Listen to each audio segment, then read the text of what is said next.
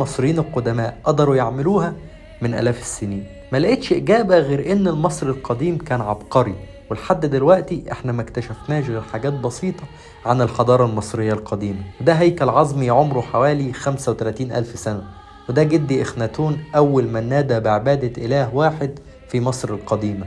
وناس كتير بتعتقد انه الملك اللي عاصر سيدنا يوسف عليه السلام لما دخل مصر، لكن في ادلة كتير بتنفي ده تماما. وبعدها دخلت الحجرة الملكية اللي فيها حوالي 20 مومياء لملوك مصر القديمة، لكن للأسف التصوير كان ممنوع، وكل مومياء منهم مكتوب جنبها قصة حياتها وإنجازاتها. ودي كانت زيارتي للمتحف القومي للحضارة مع زمايلي من جميع أنحاء الوطن العربي اللي كانوا مشاركين في نموذج محاكاة برلمان الشباب العربي اللي نظمته وزارة الشباب والرياضة بالتعاون مع جامعة الدول العربية. فلو عايز تعرف تفاصيل عن ازاي تشارك في الأنشطة دي اعمل كومنت، ولو عايز تلف مصر كلها وانت قاعد في بيتك اعمل لي فولو.